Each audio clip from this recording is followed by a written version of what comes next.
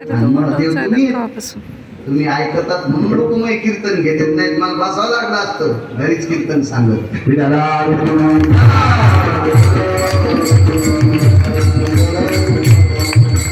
माणसं सरकत आहेत पण ह्या सरकतच नाही का. नुसत्या महादेव भिजवायला सर्दी होईल क्या महादेवाला. सरकान पुढे पटपट विठाला विठाला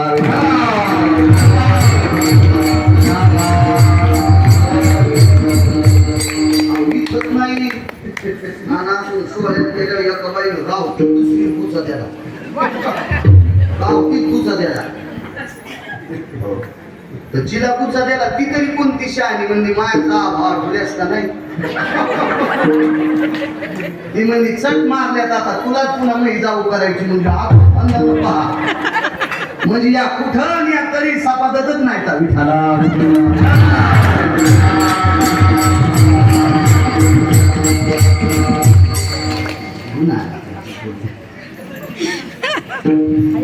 सोहळ्यात जातो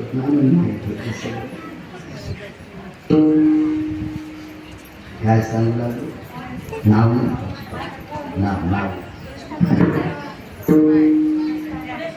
कल्याणच्या सुभेदाराची सून परत केली माय म्हणून त्या राजा सांगायचं. त्या राजाचा कालचा जगू त्या परम पावन सात्विक सदाचारी पुण्यशील आईनं लेकरावर प्रेम करावा असा वात्सल्य सिंधू त्या राजाला त्रिवार मानाचा मुलगा आज प्रगट दिन आहे. माझ्या सद्गुरू गजानन महाराजांचा जन्मोत्सव सोहळा आहे. त्यांच्याही चरणी नतमस्तक होतो. संत किती मोठे आहेत.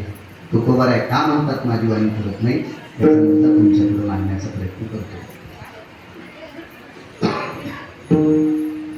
खानविलकर साहेब पुढच्या कार्यक्रमाला आपल्याला वरी पॅरापीट वाल घ्यायचा आहे. कारण यावर्षी बसून जेव घालायची पद्धत सुरू केली आम्ही. बसून कारण काय होतंय प्रसाद हा प्रसाद असतो ते अन्न नसते तो प्रसाद असतो आणि तो सद्गुरूंचा प्रसाद आहे. सगळ्यांच्या मुखात व्यवस्थित जावा म्हणून गेल्या वर्षी नमूद केल्यामुळं बऱ्यापैकी महिलांनी सहकार्य करायला सुरुवात केली की आम्ही दोन्ही तिन्ही पंक्ती वाढवू असं महिलांचं सहकार्य झालं. कॉलनीतल्या कुठल्याही महिलेनं जेवायला पहिल्या पंक्तीला बसायचं नाही. त्यांनी वाढण्याचा प्रयत्न करा. वयस्कर महिलांनी बसायचं म्हाताऱ्या महिलांनी वाढायचं.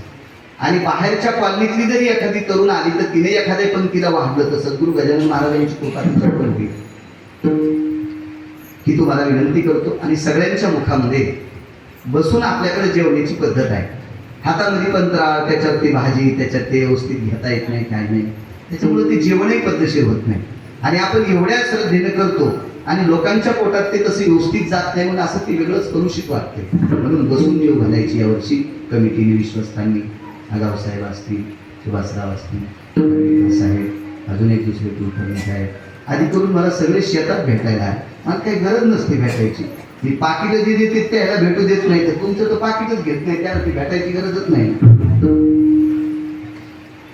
तुमचं म्हणण्यापेक्षा आपलं म्हणायचं. मला ह्या सेवेची पुण्याई किती मोठी सांगू तुम्हाला. सद्गुरू गजानन महाराज विवेकानंद नगर एक कॉलनी शेरूमध्ये सेवा करतो बऱ्याच वर्षापासून. म्हणून प्रकाशराव मला मुख्य पंढरीत कीर्तन करण्याचा योग दर पुण्यतिथीला सद्गुरू गजानन महाराजांच्या मंदिरात कीर्तन करण्याचा योग. आता पुढच्या पुण्यतिथीला ऋषी पंचमीला सुद्धा हे करून तिथं करायला जायचंच मंदिरात. काय पुण्य असते योग असते महाराज. इथून सांगितलं असं आमच्या बाळाला तिथं पण स्वीकारा तिथं पण स्वीकारा. आशीर्वाद आहे तुमचा सगळ्यांना. म्हणून सर्वांनी वाढलेलं मदत करा. वरी सुद्धा थोडं ऊन जरी असलं तरी 10-15 मिनिटात महिला जेवतील. पण छोटी लेकरं असतात वरी वाल नसल्यामुळं थोडी भीती दर्शवल्या जाते. म्हणून शक्यतो बघू फक्त नुसत्या स्वतंत्र महिला छोटी लेकरं न नेता जर बसवता आल्या तसे 200 महिला त्या पण बसू प्रयत्न करू. किती मोठी संत आहे.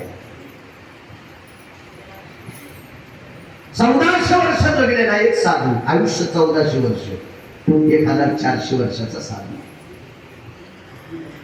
आणि तो साधू एका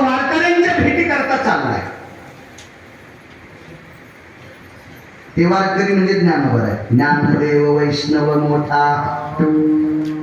वैष्णव म्हणजे वारकरी. ज्ञानोबा यांच्या भेटी करता निघाले. त्या योग्याचं नाव आहे चांगदेव. वाघावर बसून चाल. काय पुरुषार्थ असतो या लोकांचा. वाघाव महाराज पुसतो वाघाव. आता आम्हाला एखाद्याने म्हणावं तुला 2 कोटी रुपये देतो, तू लांडग्यावर बसून येतो का? आपल्या उसात जर डुकरी गेली बिडवे त्या ढेल्यात पान द्यायला जातो माणूस.